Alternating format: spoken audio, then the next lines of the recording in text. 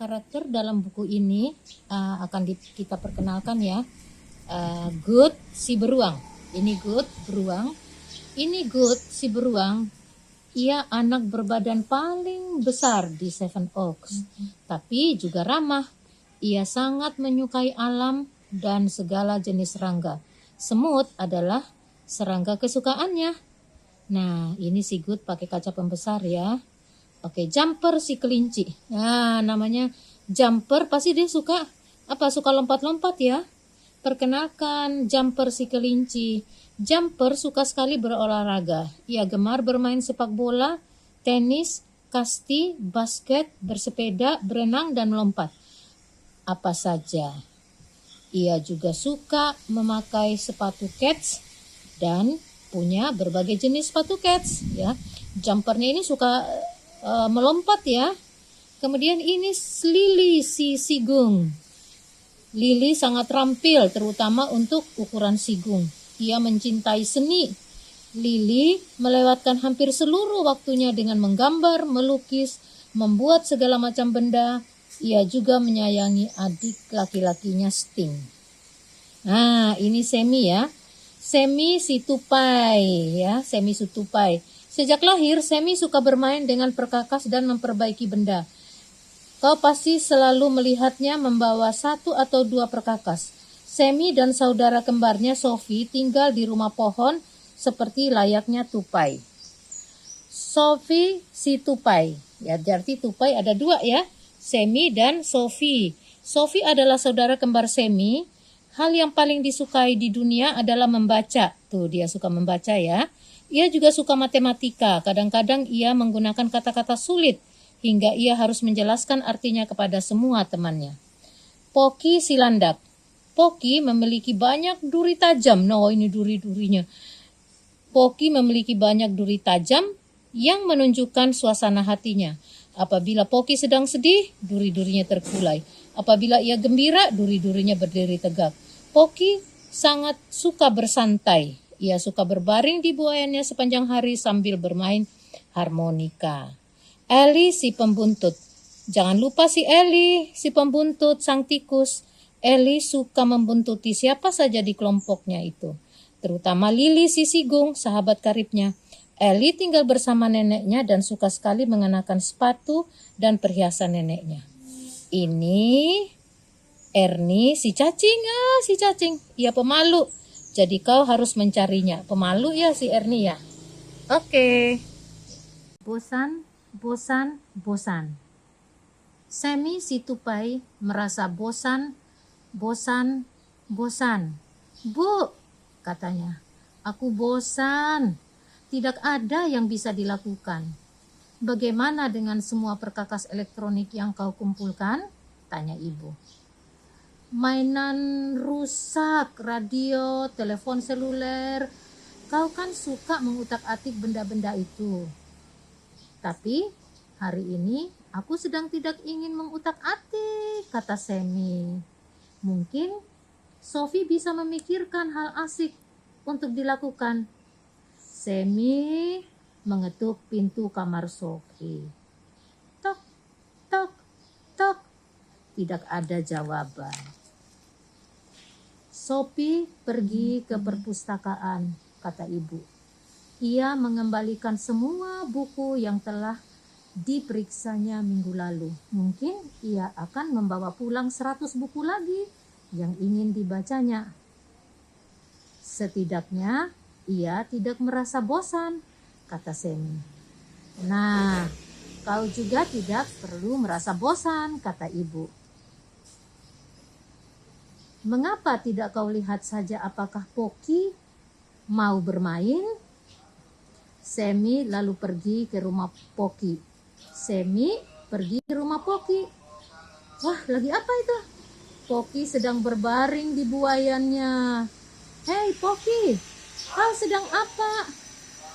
Kelihatannya sedang apa, kata Poki. Aku sedang berbaring di buayanku. Aku bosan, kata Semi. Bisakah kau pikirkan hal asik yang untuk kulakukan? Tentu, kata jawab Poki. Cobalah berbaring di buayanku. Jadi Poki minta supaya berbaring juga di sini, di buayannya dia. Kata Semi, ini Semi ya, Seminya bosan banget nih. Kedengarannya bahkan lebih membosankan. Kalau menurut Semi, berbaring itu membosankan. Menurutku tidak, kata Poki. Tapi kalau kau bosan, mengapa tidak kau lihat apa yang sedang dilakukan Lili? Ini Lili. Ya, Semi lalu pergi ke rumah Lili. Lili sedang asik melukis di kamar bermain. Hai Lili, kata Semi. Aku bosan, bisakah kau pikirkan hal asik untuk kulakukan? Tentu saja, kata Lili. Kau bisa membantuku melukis boneka Dodi, Doti. Lalu kita bisa membuat figura dari kertas merah. Atau mungkin kau bisa mengecat ekorku. Diminta mengecat ekornya si Lili. Mau nggak ya si Semi ya? Mau nggak ya? Kita lihat ya. Kata Semi, aku tidak ingin melukis. Tidak bisakah kau memikirkan hal lain yang asik dilakukan? Tidak, jawab Lili. Aku suka melukis. Mengapa tidak kau lihat saja apa yang direncanakan Gup? Semi lalu pergi ke rumah Gup. Ini si Gup ini. Wah, Gupnya lagi apa ini? Ya, Gup sudah mengeluarkan kaca pembesarnya dan sedang melihat sesuatu di rumput. Oh, dia lihat pakai kaca pembesar. Hei Gup, kata Sami, kau sedang apa? Semut, jawab Gup. Aku sedang melihat semut. Gup menarik Semi ke sampingnya. Ia memberikan kaca pembesar itu kepadanya. Membungkuklah, dan kau akan melihat ratusan semut. Ratusan semut. Membungkuklah dan kau akan melihat ratusan semut. Mereka begitu keren. Sami melihat dengan kaca itu. Katanya, aku tidak ingin melihat semut. Mereka mengerikan. Tidak bisakah kau memikirkan hal lain yang asik dilakukan? Tidak bisa, kata Gup. Ya, Gup bilang tidak bisa. Sekarang ini aku sedang suka semut. Mengapa tidak kau lihat saja apa yang direncanakan Jumper? Ini si Jumper. Semi lagi pergi ke rumah Jumper. Jumper sedang bermain bola keranjang di tepi jalan. Ia menggiring bolanya ke arah Sami. Mau ikut main? Ajaknya. Tidak, kata Semi. Aku tidak ingin bermain bola basket. Tidak bisakah kau pikirkan hal asik untuk kulakukan? Coba lihat ini, kata Jumper. Jumpernya lompat-lompat ya. Ini si Semi. Ya. Coba lihat, kata Jumper, aku kelinci. Ia melompat tinggi-tinggi dan memasukkan bola ke dalam keranjang. Itu tembakan slam dunk. Lalu Semi menghela napas, sepertinya tidak ada yang mempunyai ide asik. Mungkin ia bisa bermain dengan Ellie si pembuntut. Ia lalu pergi ke rumahnya. Wah, pergi lagi ke rumahnya si pembuntut. Nenek Ellie sedang mengecat beranda depan. Hai nenek, kata Semi, di mana Ellie si pembuntut? Ia sedang di tempat tidur karena sakit tenggorokan, kata nenek. Sayang sekali, kata Semi. Ia diam sejenak. Aku bosan nenek, mau bermain. Nenek Ellie tertawa. Tidak bisa Semi tupai, aku sibuk. Tidak ada yang mau membantuku bersenang-senang, keluh Sami. Aku sangat bosan.